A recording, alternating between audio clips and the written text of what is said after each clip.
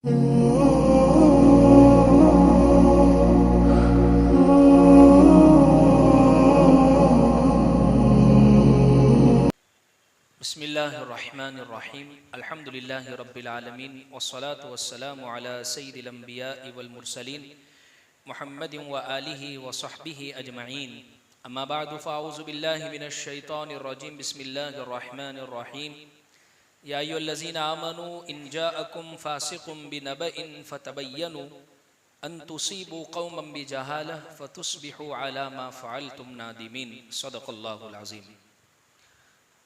अज़ीज़ बुज़ुर्गों, इस्लाह मुआशरा यानी आदाब मुआशरत के ताल्लुक़ से आज की ये हमारी 17वीं मजलिस है और बहुत अहम मौजू पर ये आज की गुफ्तगू है। मैंने इसके लिए सूरह हुजरात की एक आयत आपके सामने पढ़ी है।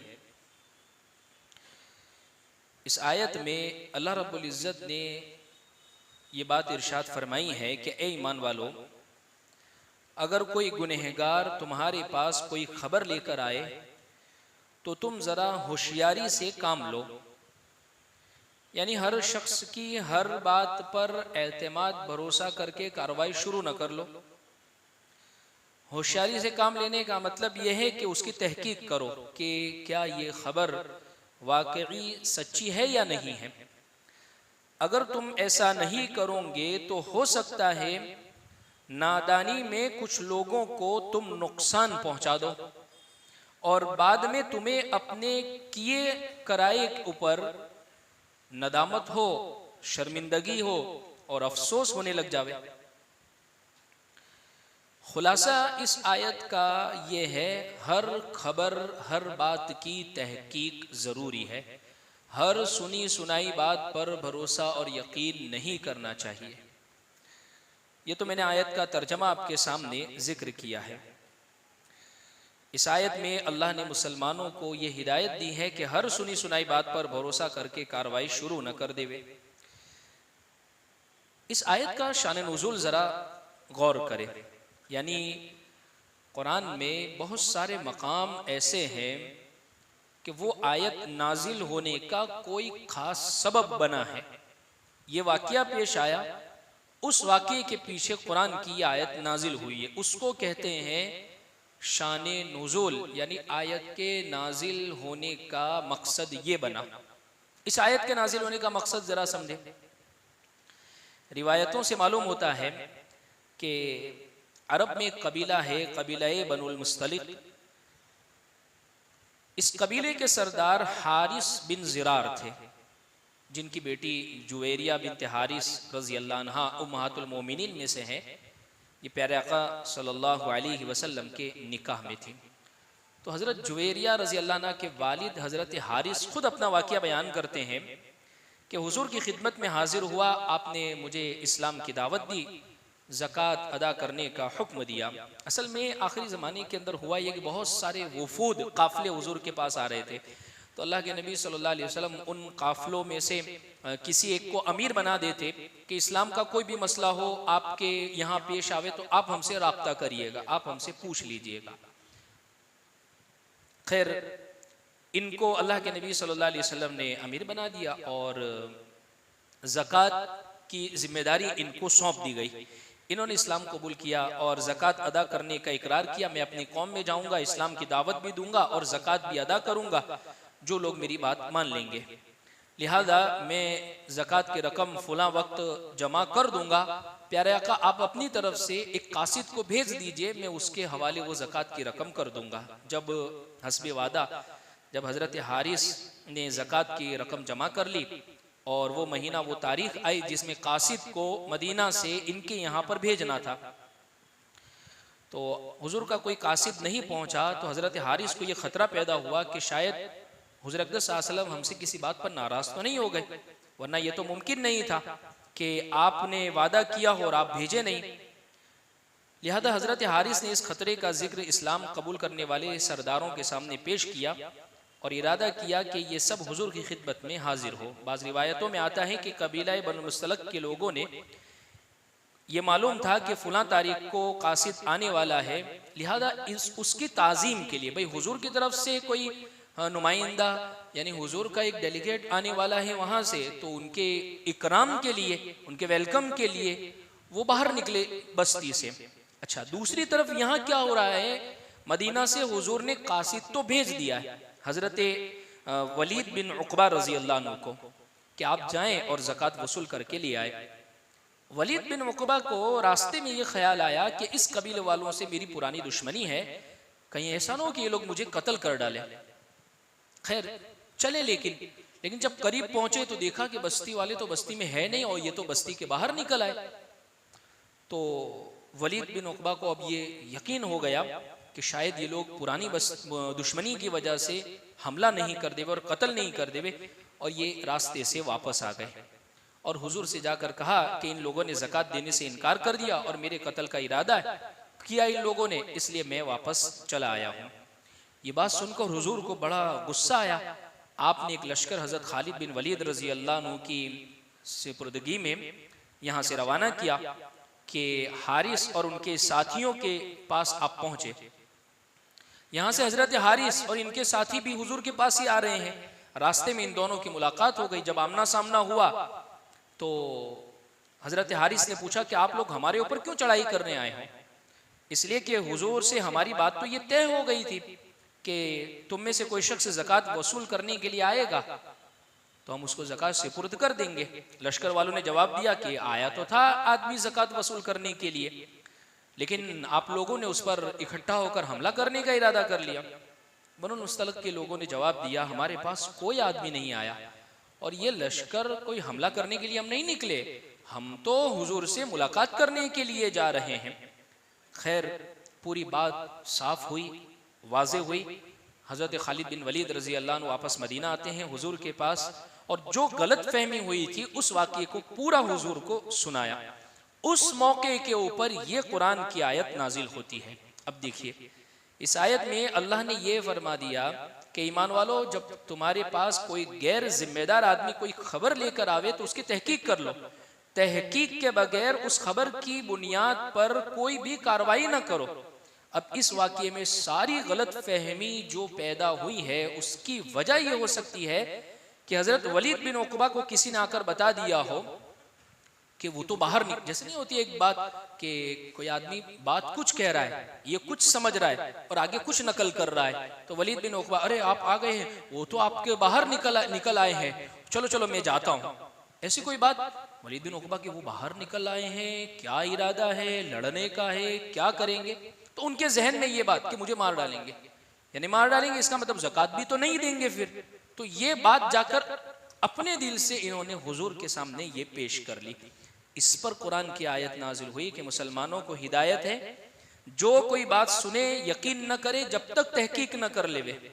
आजकल की जबान में इसको बोलते हैं अफवाह फैलाना, यानी इधर से उधर मुआशरे के अंदर कोई भी बात बगैर तहकीक के आगे चला देना। बस उड़ती हुई बात कोई कान में पड़ी उसको फौरन आगे से नकल कर देना। और ख़ास तौर पर कोई हमारा मुखालिफ है और उससे दुश्मनी है और उसकी बात हमारे कान में पड़ी है तो फिर तो और भी ज्यादा तहकीक करने की जरूरत नहीं है कि बस चलाओ इस बात को। इसलिए कुरान की ये आयत खास तौर पर यह कह रही है कि कोई भी बात बगैर तहकीक के कह देना ये इतनी बड़ी बीमारी है जिससे समाज में गोया मुआशरे में एक बिगाड़ और फसाद फैलता है। हज़रत मौलाना शब्बीर अहमद उस्मानी रहमतुल्लाह अलैह इस आयत की तफसीर में ज़िम्न में लिखते हैं, आप लोग गौर कर लीजिए, अक्सर आपस की रंजिशें, आपस की अदावतें और दुश्मनियाँ इस वजह से होती है कि सही खबर न पहुँचने की वजह से होती है। बात कुछ थी, कुछ पहुँची, दिलो दिमाग में दुश्मनियाँ और वो दुश्मनियाँ फिर आगे बढ़ते चली जाती है। इसलिए हुजूर ने हदीस में फरमाया, कफ़ा बिल मर्इ कज़िबा युहद्दिस बिकुल्लि मा समिअ। आदमी के झूठा होने के लिए इतनी बात काफ़ी है कि हर सुनी सुनाई बात को आगे नकल करना और बयान करना शुरू। ये बात कान में पड़ी, आगे बयान, कोई तहकीक नहीं, कोई उसके बारे में किसी से पूछना नहीं, मालूम नहीं करना, बस आगे उसको नकल कर देना। तो हुजूर ऐसे शख्स के बारे में फरमाते हैं कि ये शख्स झूठा है जो हर सुनी सुनाई बात बस आगे नकल कर देता है। इसलिए बहुत अफसोस ये है कि बहुत सारे लोग इसके अंदर डूबे हुए हैं। एक शख्स ने एक बात नकल कर दी, अब उसको आगे नकल करने में कोई एहतियात नहीं है। हत्ता कि ये होता है कि आदमी उसके अंदर नमक मिर्च लगाकर और तड़का मारकर उसको आगे जाने देता है, और दूसरा शख्स जो है उसके अंदर अपनी तरफ से इजाफा और बढ़ोतरी करते चले जाता है, और फिर दुश्मनी है तो फिर तो पूछना ही क्या। लेकिन बहरहाल कुरान ये कह रहा है, सबक ये दे रहा है, ये जबान जो अल्लाह ने दी है इसलिए नहीं दी है कि तुम इसमें झूठी खबरें फैलाओ या झूठी अफवाहें फैलाओ, इसलिए दी नहीं दी है कि तुम लोगों पर इल्ज़ाम लगाओ। तुम्हारा फ़र्ज़ यह है कि बात की मुकम्मल तहकीक करो। इसलिए बाज़ मरतबा हमारे कानों पर बहुत सारी अफवाहें पड़ती है, किसी ने आकर कोई खबर सुना दी, किसी ने आकर कुछ कह दिया। अगर आदमी हर बात को सच समझ पर उस पर कार्रवाई शुरू कर देवे तो सिवाय फितने के अलावा मुआशरे में और क्या होगा। इसीलिए कुरान की एक आयत है मुनाफिकों के मुतालिक, व इदा जाअहुम अम्रुम मिनल अम्नी अविल खौफी अज़ाउ बि, यानी मुनाफिकीन का ये काम है कि जरा सी कोई अफवाह उनके कान में पड़ी, चाहे वो अमन की हालत में हो या जंग की हालत में, फौरन उसको फैलाना शुरू कर देते और अपनी तरफ से नमक मिर्च लगाना शुरू। अरे वो देखिए ना अम्मी आयशा रजी अल्लाह अन्हा का जो वाकया जो पेश आया है, ये मुनाफिकीन की इन बदतमीजों की ही बदौलत तो पेश आया है कि एक बात देखी कि हजरत सफ़वान बिन मुअत्तल रजी अल्लाह अन्हु अपनी ऊँटनी के ऊपर अम्मी आयशा को बिठाकर सिर्फ मदीना में दाखिल हुए, मुनाफिकों का बहाना मिल गया। वो तो चाहते ही ये थे कि हरम पाक प्यारे आका सल्लल्लाहु अलैहि वसल्लम के घराने के ऊपर नाउजुबिल्लाह तोहमतें उछाले, मुनाफिकों का काम यही था। लिहाजा उन्होंने ये शुरू किया, जिसके नतीजे के अंदर अम्मी आयशा रजी अल्लाह अन्हा बीमार हो गई, तबीयत खराब हो गई। हजरत अबू बकर सिद्दीक रो रहे हैं, हजरत अबू बकर सिद्दीक की अहलिया अम्मी आयशा की वालिदा रो रही है, अल्लाह के रसूल सल्लल्लाहु अलैहि वसल्लम परेशान है, हजरत उमर रजी अल्लाह अन्हु गजबनाक है। मदीने के अंदर एक ऐसा माहौल हो गया है कि पता नहीं क्या हो जाएगा मसला। एक बात गलत मुनाफिक के चलाने की वजह से ये सब मसला पैदा हुआ है। इसलिए जरूरत इस चीज की है, जब भी कोई बात कान में पड़े तो उस बात पे सबसे पहले तहकीक कर ली जावे, जिसकी तरफ से ये वाकया पेश आया है, ये जिसके मुताल्लिक ये वाकया पेश आ गया है, उस तक ये बात पहुंचाकर उससे खुलासा कर लिया जावे, उससे वजाहत चाह ली जावे।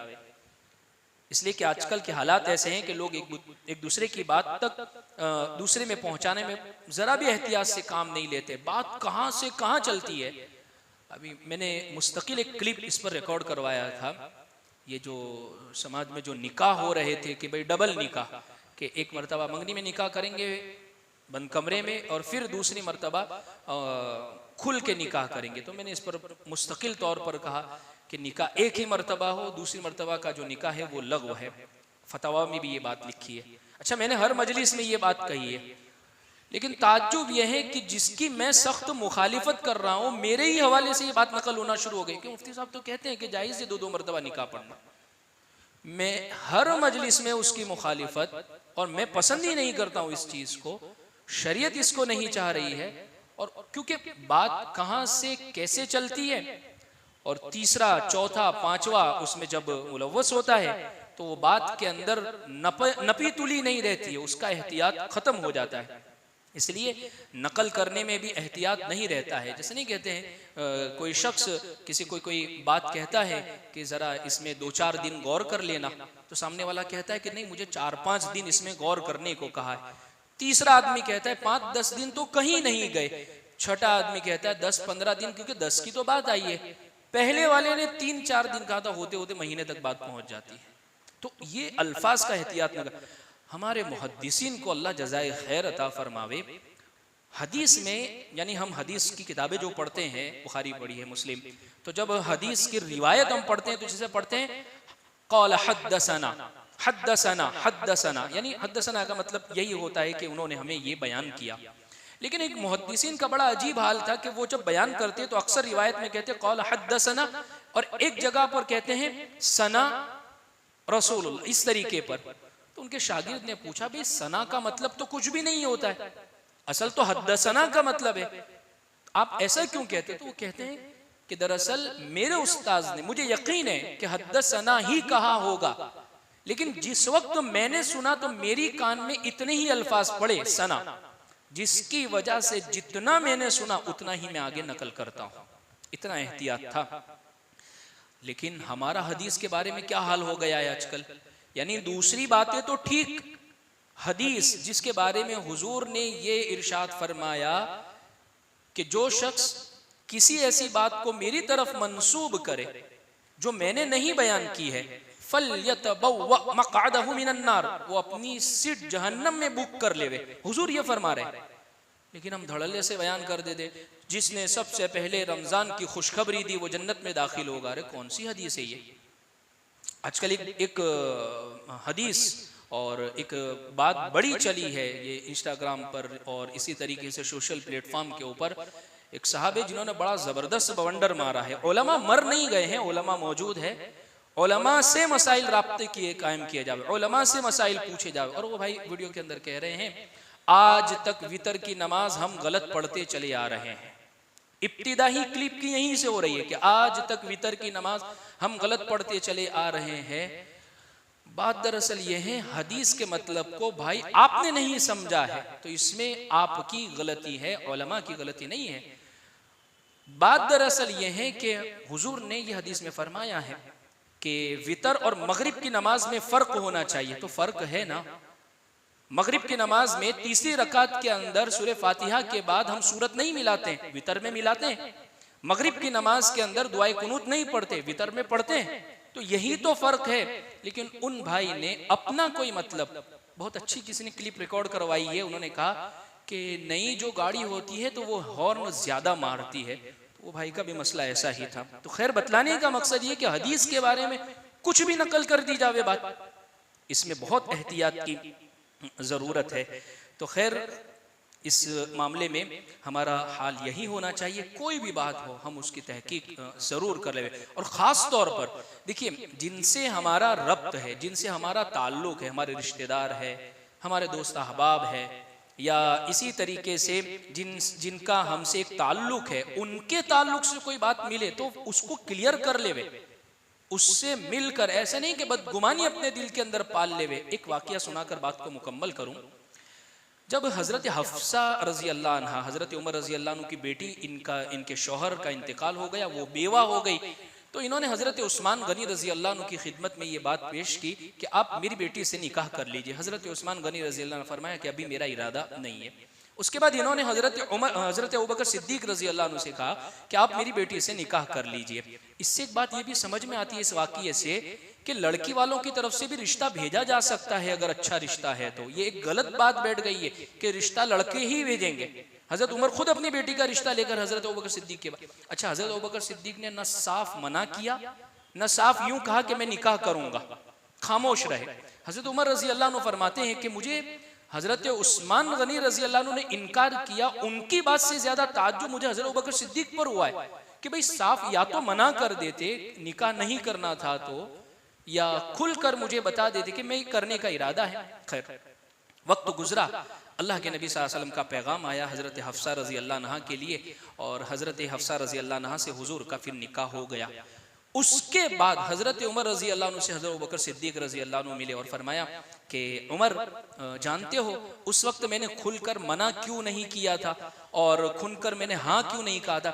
एक मजलिस में मैं हुजूर के साथ बैठा हुआ था और प्यारे आका सल्लल्लाहु अलैहि वसल्लम के सामने जब बात चली तो हुजूर की बात से ये पता चल रहा था कि उनका इरादा यहाँ आपके यहाँ निकाह करने का है। अब वो बात जो मजलिस की थी वो अमानत थी, अब मैं आपको बता भी नहीं सकता था क्योंकि हुजूर ने बतौर अमानत के वो बात कही थी, और अगर मैं कर लेता निकाह तो ये तो हुजूर का इरादा था और मैं कर लेता तो ये मुनासिब नहीं था। लेकिन अब चूंकि निकाह हो गया है तो अब मैं आपके सामने वो बात को क्लियर कर रहा हूं, वाज़ेह कर रहा हूं। इस वजह से मैंने उस मौके पर न खुल के मना किया था न खुलकर हाँ कहा था। अब देखिए दोनों का ताल्लुक, दोनों की मोहब्बत, दोनों का रिश्ता, शेखैन प्यारे आका सल्लल्लाहु अलैहि वसल्लम के दो साथी हजरत अबू बकर सिद्दीक, हजरत उमर, कितनी मोहब्बत फरमाने वाले। लेकिन बात क्लियर की ने, वाज़ेह की ने हजरत उमर रजी अल्लाह अन्हु से। मालूम ये होती है इन अहादीस और इस जैसी अहादीस से कि जिनके साथ खास ताल्लुक है, अगर ये मालूम होता, ये तो अकाबिरीन थे, इनके तो दिल में भी बात नहीं आ सकती है, लेकिन फिर भी उसके बावजूद उन्होंने बात क्लियर कर ली है, तो हमारे यहाँ तो इतने ज़मीर है भी नहीं है, इतने वसी ज़र्फ है भी नहीं है, बहुत छोटी छोटी बातों पर हम तो नाराज़ हो जाते हैं। तो और ज़्यादा हमें तो वजाहत और क्लियर कर लेना चाहिए, ताकि किसी के दिल के अंदर कोई बात दूसरी पैदा हो रही है और शैतान हर वक्त इस चीज़ की फिक्र में रहता है, तो बात को वाज़ेह कर लेना चाहिए। खैर, इन तमाम बातों का खुलासा यही है, जो भी बात हम तक पहुँचे उसकी तहकीक कर ली जावे और उसके बाद फिर उसको आगे नकल किया जावे। अल्लाह मुझे हम सबको अमल की तौफीक अता फरमावे। व आखिर दावाना अल्हम्दुलिल्लाहि रब्बिल आलमीन।